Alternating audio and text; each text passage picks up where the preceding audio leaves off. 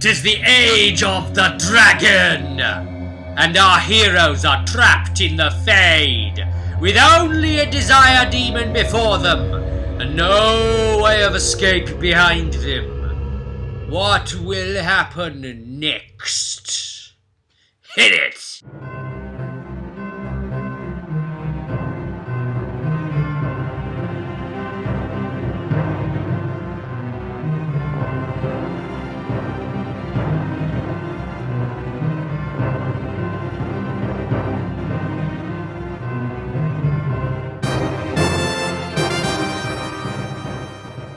We left off the last session, having to stop then as we did, them in the Fade at the entrance to a cave that they just knew led to the Desire Demon. Now, of course, if you've just tuned into this one and you haven't seen part 1 to how we got in this big mess, then click the thingamy-thoo on screen and you'll go straight to it. And we are in the Oleander Mall, but this is a bit of extra created thing that I've just supplemented in there, extension of the room and such, and wherever something doesn't work or could have been done better, I'll tell you about it. And this whole could have been done better thing, always at the end of every session, even when the players, they come away happy and they enjoy it and they liked it and they say, oh, I want to do it again. Me as the GM, there's something niggles at me, and it's like, There's some stuff I could have done better, and I like to ask as well. I like to say, yeah, okay, I get that you enjoyed it. What could have been better? I'm always thinking, what could I do better? You have to build on success. Never ever rest on your laurels, because building on success will help you mature further, because you're only as mature as you are, right? You've still got more to mature and develop as a GM and as a player and as all of these things, as a role player, as a story creator, with each new project, and each new win and loss and failure and success teach you something uniquely different. And so you're always going to be able to end up as a better you. Don't try and compete with anyone else, but try and compete with yourself. Try and improve always. I suppose it's supreme arrogance to think that we can stop improving. So I'll give you some insight here and there where I think things could have been improved, hindsight-wise, which is, it's always the way, isn't it, on something like when you've had a chance to reflect and consider and speak to the players and so on. They've got the cave entrance behind them. Now, essentially, I, as the GM, I wanted to get them trapped inside the door. I wanted to make it very, very clear that what they were going into, they can't get back out of, because what they're about to go into is essentially a trap room, okay? The whole room is going to be a trap. I didn't want them to just go through a door and then a door slams down behind them shut because, Zelda, or for instance, it's just been done to death. So I thought, all right, let's colour, let's personality, how are we going to do this? They're after a desire demon, so let's play with that theme. And that whole idea of let's play with that theme continued all the way to the end, actually, of the session, as you'll see, with the Desire Demon's extra spells and things as well, which aren't in the written Oleander Mall thing, which in itself is a player-created adventure, as was mentioned in the part 1 of this previous session. So, I wanted to get them definitely through there with a type of ceiling door. So, around the opening of the door, there are a whole bunch of, wiggling, flexing tendrils, tentacle, finger things, and even genitalia, both male and female on the sides. And it all starts grasping and trying to come together so they can see that they've got a limited time to try and get through. So now, rather than do dice rolls and any of that, I simply just ask them, right, the door is shutting, what are you doing? I point at the front one. What are you doing? What are you doing? Get each answer, bang them off. And the front one said, well, I'm running through. The next one, well, I'm running through. And if there's any delay off any of them, they say, it's sealing up, I would then say to them as the GM, it is sealing up, and it's going to seal up to an extent that where you probably aren't going to be able to get in. You can feel the presence that wants to try and bar you from getting in. You feel ultimately as if this is your only opportunity. And because of that hesitation, I'm probably now going to make it difficult for you to be able to get in. So there's a chance that the things will damage the players at that point. And I might then do tests or something, dexterity acrobatics, and raise it 1 higher for each successive person that tries getting through. And a failure means however much damage potentially penetrating. I mean, those tentacles are pretty bad things. You know, just ask any Japanese schoolgirl. Sorry. Oh, sorry. But it had to be said. No, it didn't. You shouldn't even know what I'm talking about. I don't. I'm innocent. I don't know what I'm on about. We've got the genitalia trying to come together and blah blah blah. And they all decided they're going to jump through anyway. They're going to go through as quick as possible. So I didn't impart any tests on them. It was the quickness of the players, the decision that I based it on. So they get the other side, and then it all joins back up, and I describe it all slithering and sliming and blah. And then it all sort of like turns to stone and goes rock-like. And they try attacking it, and there's no way out. It's stuck, and it won't break or anything like that. So that's that. That's done. The room itself, this is an idea that I borrowed from Zigkospastic. Is that his name? Zigkospastic YouTuber? I don't remember. I don't remember if I'm pronouncing that correctly, but it doesn't matter. And he came up with this trap room. Now, the original concept for it was that it was a trap that wasn't a trap. Okay? But it was a trap. But the trap that was the trap isn't the obvious trap that you think is the trap. The trap is actually a different trap. Do you get me? No. Shrinking walls room, okay? Crushing walls trap. Now, normally, there'd be some sort of mechanism or there'd be some sort of something to be able to stop this. Now, straight away, I already feel in my mind, because I get very, very frustrated when I think of this. As a player convention, with the shrinking walls like that, the crushing walls, straight away players are going to be like, where's the way out? Let's try and look for the mechanism and all these things.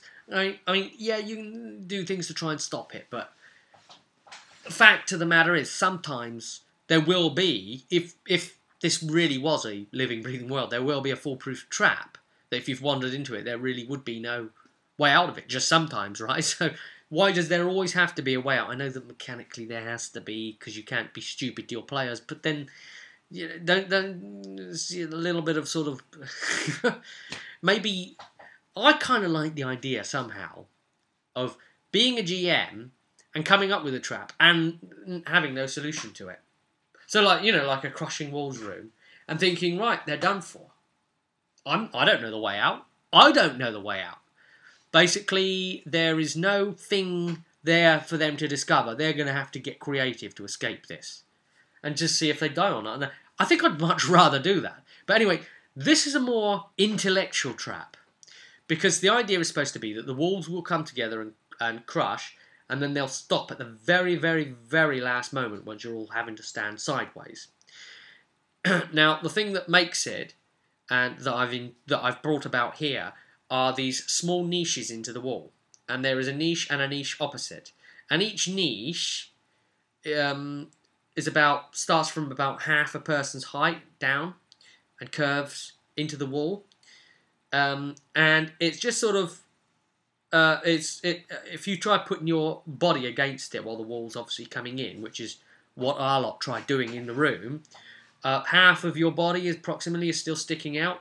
So the idea would be, because the niche is opposite, once the walls would fully come together as you think they will, like that, because it's two niches, your body will be protected in the middle, because it's not two walls, because it's a niche, and your position half there and half there, two halves make a hole, and you can be crouched down in there and you'll survive. So it's been very, very carefully set up. They're a party of 4, and this room has 4 such niches, which only come together to save 2 people, in theory, from the way they're reading it. And they looked at the niches, and the walls are coming together, and you grab the timer thing and you stick that up on the table. In this case, I grabbed a mobile phone and did a countdown timer, but obviously an hourglass would have been more effective, but I didn't want to limit it to the sands of time running too quickly for the encounter. I wanted to give them long enough to get them despairing enough. Now, the way that the original poster of the video put it was that it was a samurai game, and it was only really intended that 2 people should be able to carry on. I mean, there was a few obvious clues there that it only needed 2 people, but obviously 4 could. But they were going to have to decide, because the things were coming together, and they tried everything that they could to escape, and there was no way of escaping. There's nothing there to allow you to escape.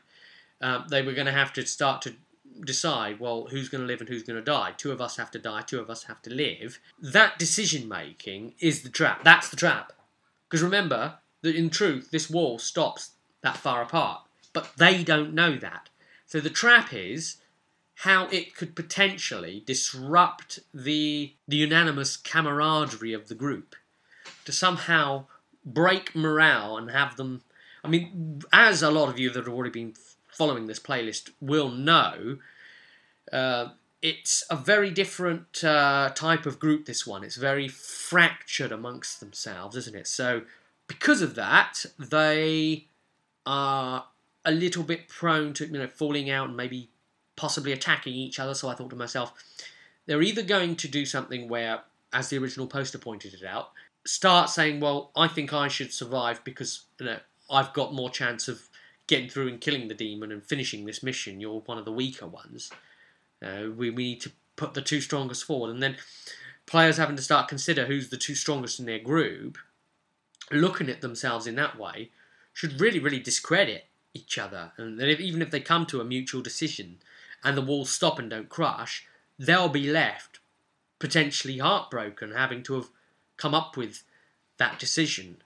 And well, yeah, I expected them maybe to go down that route, but here's the problem with being a GM, alright?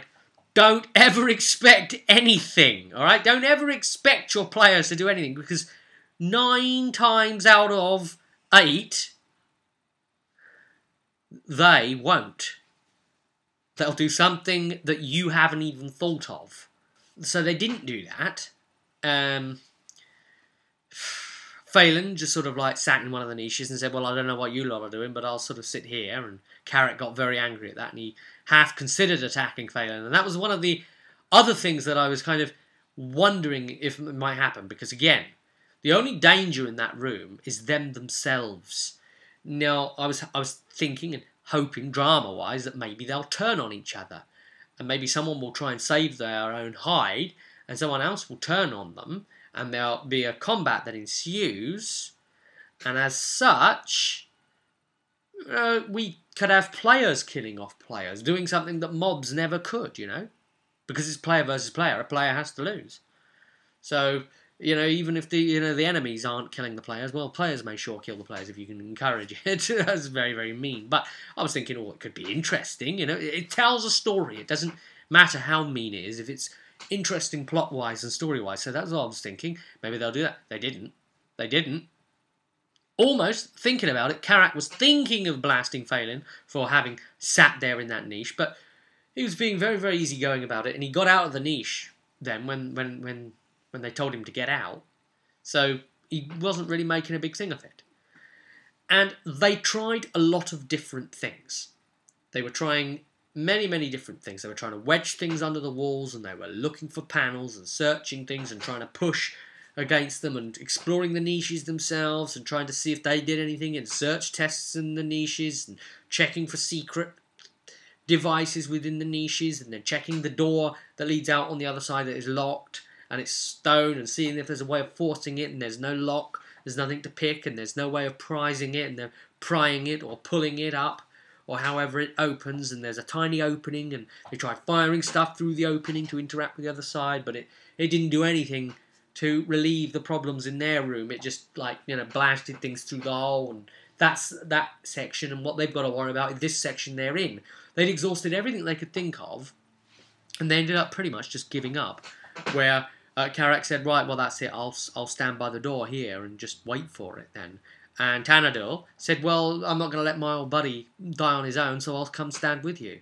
And at that point, Amelia said, well, I can't very well sit in this niche if you were doing that then, can I? And they said, well, look, 2 people have to survive, and we've made our decision, so that's fine. Don't worry about it, just do it. And so, obviously Laurie was thinking for Amelia's sake, well, no, heroism-wise, Amelia wouldn't sit in the niche. That would be that. Obviously, Phelan was sitting in the niche, but they talked Amelia into going into the niche, and, she sat there.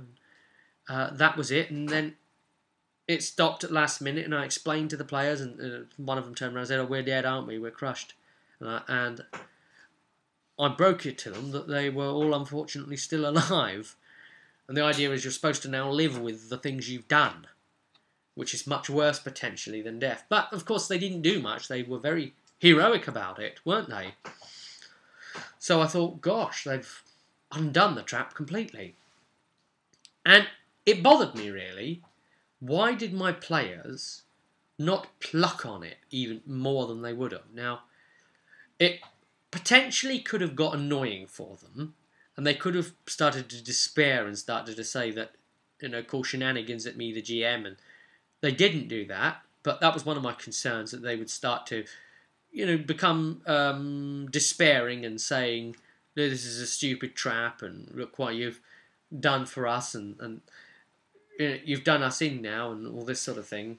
What a stupid trap. When really I would have known that it can't really kill them, but revealing it would ruin it anyway. But if they were like that, you just have to let them have a bad time. And me as a GM, I'd be having a bad time, and then to be honest, I'd probably punish them if they made me feel bad. Yeah, because the GM's only chance of having a good time is if the players give him that energy back. Yeah, so yeah, probably punishing them in some way subtly that they don't realise is a good idea. I think punish bad behaviour and reward good, eh?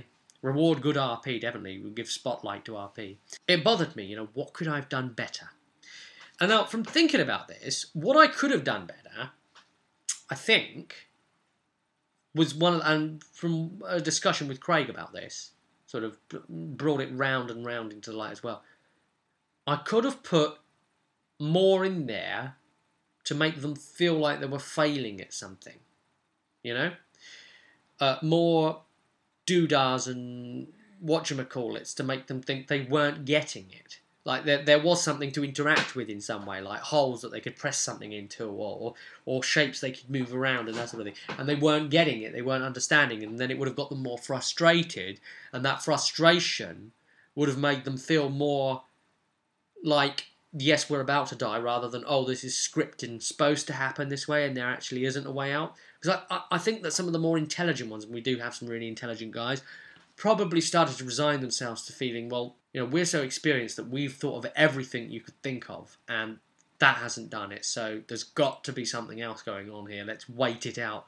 And I think that's probably what ended up going on in the end. It didn't end up all that successful, I didn't feel, as much as the vision up here. And you've got to be careful of that vision that you get up here. Because, it carrying out is a very challenging thing to do anyway. It's not going to happen like you've got it in your mind. The only reason I think I avoided putting in things too much like that as well was because I didn't want to confuse them of the track. It's like, well, this is like a tile puzzle, and we've done everything we can, and we're working at the tile puzzle, and they get frustrated with it. But I was worried that it could have backfired the other way, and they could have put all the concentration straight away on the tile puzzle and spent the whole time just on it, rather than worrying about, we can't complete it, what are we going to do next, now we can't find a solution. So that's the problem. If you give them too much to do, and daddle-do with, right, they could resign themselves to constantly still looking for solutions within the thing you've got given them to fiddle around with. So you can't even really win that way. How can you even win that? Anyway, if you guys want to try running it, then you do it too. It worked out for the original YouTube poster, of course, but it helped, of course, that it was Samurai, who are very honour-based and so on as well, with the RP of that. On the other hand, I shouldn't be worrying about it too much either, because thinking about it, the very thing I've just said there about the players being long in the tooth at these kind of games, and knowing they've tried everything and so sort of resigning themselves, technically that could be construed as bad RP, couldn't it? Because the characters haven't experienced everything they've experienced in all their systems, and as such they would be letting their personal player thoughts portray their characters rather than their character's personality portraying the actions of the character. It would be a bit like you playing an adventure game and you've got history with astronomy, but you're playing a dumb warrior, and so you don't know anything about astronomy, so you have to play dumb, as it were. So, but then you breaking that by saying, well, I happen to know that this constellation would be such, and this means there's a comet, and such is going on, and oh, we can follow the stars if we use the sea, and we'll follow that one because of the way the planet's turning. It's going to, so on like that. The warrior, it would be out of character for him to do it. So I suppose there is a precedent there for me to not feel so bad. Do you think you want to run this? How would you run that room? Are you going to make any changes to it and try it yourself? If you try it, let me know how it went on. Either post a comment here or do a reply video. I think it's an interesting type of trap, especially to put upon fractured players. And by all means, if you can, film the results as well. I unfortunately wasn't in a position to be able to film it when we did it. I just wasn't in the right place with with this thing being able to film. We were over somewhere else playing. The thing opened as the walls came back, and the door opened, and they were able to carry on. And it was essentially a giant vaginal wall before them, a big fleshy mound thing with hair around it, and they struck it with a arcane lance, and it opened. And then inside there were a couple of levers that came up to blades, and they had dried blood on them. So they worked out that they were going to need to use blood, because they tried pulling on them with something. They didn't want to cut their own selves.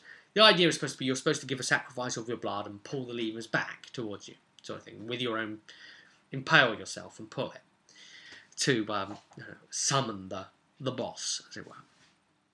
And it's all just sick pleasure this desire demon's getting out of it. And before, she would have took sick pleasure out of testing them, and testing their alliances with each other, getting them to turn on each other, getting them to despair, or getting them to create disparity with each other and put each other down, and to say that you're worthless and I'm the better adventurer. And all these things are hoped for by the desire demon, hence picked for the last room there as adding to this encounter of meeting the demon. So they didn't even do the bladed things the way I was expecting. Tanador had a pair of manacles on him, and they were fairly wide enough, and the levers were close together enough for him to put the manacles on either side of the levers and try pulling the manacles in the middle at both sides to pull both levers at the same time. But he didn't pull them because there hadn't been a blood offering. So then Phelan cuts his own palm and bleeds on the two blades, and then Tanador pulls again on the two manacles, and it pulls both levers at once at last as the blood trickles down and goes into the mechanisms and whatever. It's appeased, and then the levers work, and then this big section raises up with the boss on it, which is a desire demon. She had the spirit of Lord Kasdan with her, and also there was someone else with her, Paydar. You remember the Dalish elf who died during the siege of Redhold, a spirit form of him. Now, off the record, it wasn't really Paydar. It wasn't really the spirit of Paydar. It is a memory of Paydar out of the players' minds, because she's read their minds, and she's picked up on their guilt, their insecurities, and she's a mistress in this case, of using all of that against them, being a desire demon. And this spirit form of Paydar was very, very quick to accuse them all of letting him down, letting him die, and not fighting hard enough to save him, and that they were all stuck in it, and, they always had something against him, and so on. He was the ad, basically, fighting in this. So it was her and Paydar, the spirit of Paydar, with his full character sheet out and ready in my hands, ready to use. Now, he was level 3, and obviously the group is level 4, so it's not all that dangerous an ad. He's not in the original Oleander Mall write-up, and neither is her healing ability. Now, she has a widespread major action thing she can do, where she can try and mind control people. So I decided that any damage any friendlies did against friendlies would heal her for that amount of damage. That's the first thing I've decided that I would do, and I thought that sounds very Desire Demon. She gets off on that. Amelia charges straight in and goes straight into a tanking role, which is what she does, and the others commence takedown. Tanador goes after Paydar and goes to engage him. Now, Paydar fires a few shots off with his bow. And it's very interesting here for Phelan, Pete, to be facing against his old character, really. But it just really outlines the difference between them two. And not just the fact that one's level 3 and one's level 4. But the fact that one's using a longbow, which is very, very weak damage against anything with armour, versus a crossbow, which does a hell of a lot more damage and is more chance of puncturing through. And yes, it has that lengthy reload, but you can manage it all up by stunts and just choosing rapid reload. Yes, you have to sink an extra stunt, but being a rogue anyway, you get to do pierce armour for one less as well. So that's a really good one for you. You could really combine them up. Anyway, though, Paydar was finding that his damage wasn't doing very much to Tanador as he's firing at him. It's like, oh, an arrow's gone in and, 2 health loss or 2 hit points loss on Tanador. So, it may well have lodged in and it's just like touched the skin barely kind of thing and just yank it out. I decided that the damage that Paydar was going to do anyway was also going to be able to heal her because it wouldn't be very much as well. And it would be nice to have something that has a chance of lasting longer. And now the battle went on, and it went on a lot longer than it would have against the normal boss because of her healing mechanics. And she is a spellcaster, basically. So, out of all of the spells she's got, the only one that was really going to be of any use for her was going to be obviously her mind control ability as well, but the shock ability against the armoured ones, because obviously Amelia's standing right in front of her and tanking. And that shock will penetrate the armour and go through it. It's the only way she was able to do any damage to Amelia. Amelia's got such a big health pool that it was going down and down, but, nowhere near death at all. And it was interesting, though, to have them start turning on each other and start attacking each other. Now, Karak, being the mage, he's got a good focus in it as well to willpower, self-discipline to not be mind-controlled. Tanador got mind-controlled at one point. Phelan spent a lot of time mind-controlled. Amelia kept rolling really, really well, even though she doesn't have willpower type base skills because she's a warrior. I think she's like quite low on it anyway, at least on 0 or something like that, but just rolling really good and kept achieving it. I don't know. And eventually did get mind controlled. But here's the thing. The mind control just came too late. Because what essentially happened was Amelia was getting a bit low and brought out a potion, okay? And decided, right, I'm going to chug this potion now. So Amelia had done the minor action to put shield away, stow it momentarily, and pull potion out. Okay, then you have to do a major action, activate. But she'd already done her major. She'd done an attack, and then used that as a minor to do the swipperoo. So she's holding the potion. She's stuck like that by the end of the turn.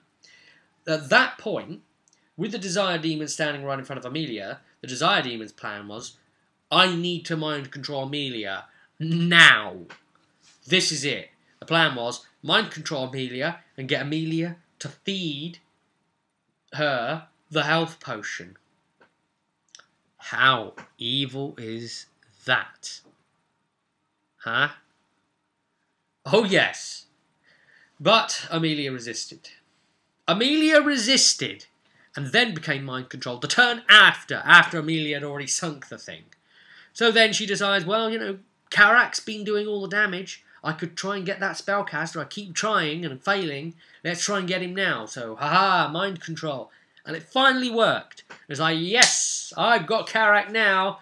Time to do some nice, juicy damage to everyone. And at that point, Karak turns around to me and announces, that would be nice, wouldn't it? Except that the last spell I just fired off cleaned my mana out. I'm 0 mana. And I was like, oh, no. These poor bosses don't stand a chance against this group, do they? So that was it. They managed to slay her eventually. I mean, it was a longer, drawn-out fight, a bit harder for them than it normally would have been because of her keep healing up. But they were doing more damage than she was ever really going to be able to heal up from them sort of the mind control ones attacking each other and so on. They still did more. It was pretty much one step forward for her, but 2 steps back as well. So it was a matter of time, really, and so she fell.